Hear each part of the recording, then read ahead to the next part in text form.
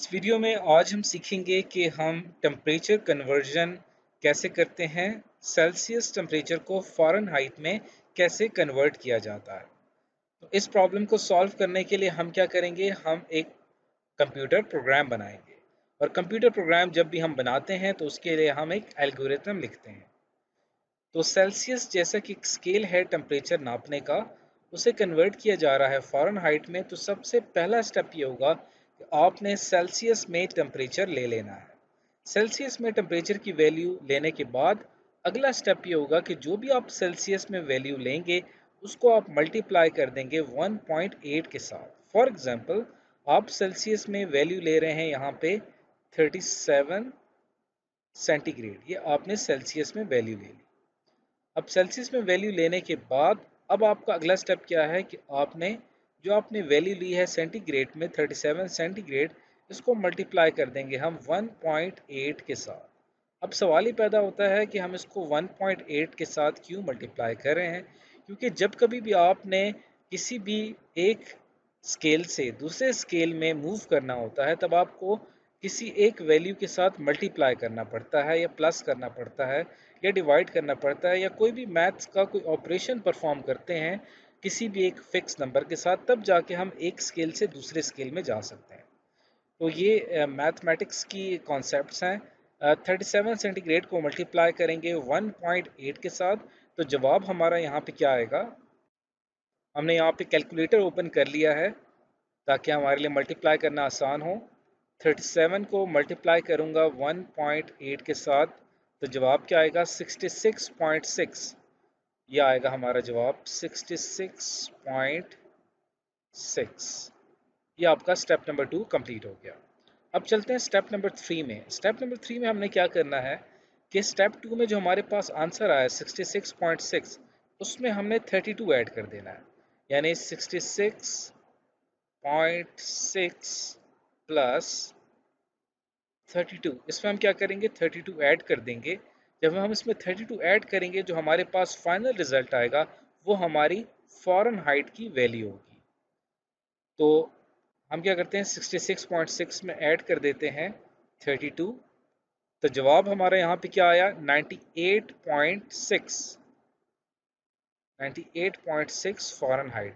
ये हमने क्या किया कि सेंटीग्रेड में जो टेम्परेचर था उसको कन्वर्ट कर दिया फ़ारेनहाइट में। और फाइनली आखिरकार जब हमें फ़ारेनहाइट की वैल्यू मिल जाएगी हम इसे क्या करवा देंगे, डिस्प्ले करवा देंगे। तो ये 4 स्टेप्स का एल्गोरिथम है जो कि हमने इसको इस तरह से लिखा है।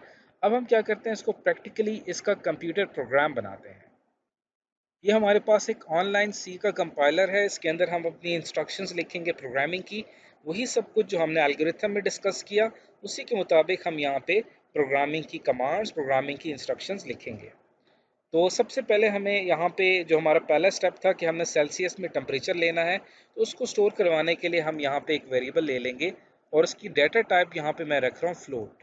फ्लोट डेटा टाइप तब रखी जाती है जब कभी भी आपने कोई डेसिमल वैल्यू लेनी हो, जैसे कि 2.5, 3.5। तो हो सकता है कि हम सेंटीग्रेड में कोई वैल्यू डेसिमल की भी ले सकें, जैसे कि 37.5 भी अगर हम लेना चाहें तो वो भी हम ले सकते हैं। तो मैंने डेटा टाइप यहाँ पे क्या रखी है, फ्लोट, और इसका नाम हम यहाँ पे रखते हैं सेल्सियस। ये हमने एक वेरिएबल ले लिया, कॉमा एक और वेरिएबल हमें चाहिए होगा जिसमें हमारा फ़ारेनहाइट में टेम्परेचर स्टोर होगा, उसको भी हम यहाँ पे लिख लेते हैं फ़ारेनहाइट। तो ये दो वेरिएबल जो हमें चाहिए थे हमने लिख लिए।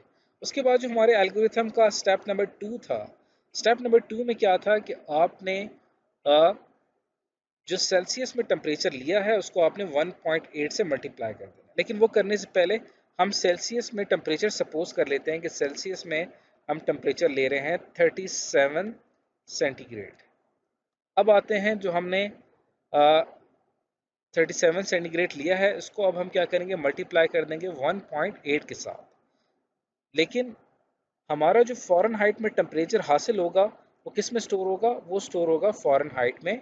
तो हम ये लिख लेते हैं Fahrenheit is equal to Celsius में जो हम टेम्परेचर ले रहे हैं इसको हमने क्या करना है, मल्टीप्लाई कर देना है 1.8 के साथ। और हमारा जो स्टेप नंबर 3 था कि 1.8 से मल्टीप्लाई करने के बाद हमने क्या करना है, उसमें उसको उसमें 32 प्लस कर देना है, तो जो हमारे पास फाइनल रिजल्ट आएगा वो इस फ़ारेनहाइट में आके स्टोर हो जाएगा और आखिरकार हमारा सेल्सियस में जो टेम्परेचर है वो फ़ारेनहाइट में कन्वर्ट हो चुका है।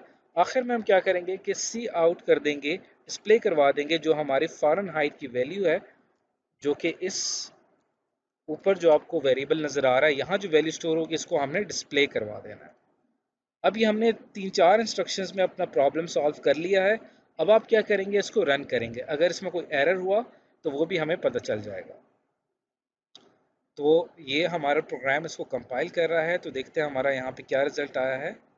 हमारा यहाँ पे रिज़ल्ट आया है 98.6, यानी 37 सेंटीग्रेड आपने लिया है सेल्सियस में, और उसे कन्वर्ट कर दिया गया है फ़ारेनहाइट में जो बनता है 98.6, जो कि बिल्कुल सही जवाब है। तो आपने देखा कि किस तरह से आप यहाँ पे सेल्सियस में या जो भी टेम्परेचर लेंगे आप उसको फ़ारेनहाइट में कन्वर्ट कर लेंगे। फॉर एग्जांपल अगर मैं यहाँ पे सेल्सियस में टेम्परेचर ले लेता हूँ 42, अब मैं अगर इसको रन करता हूँ तो देखते हैं क्या जवाब आता है।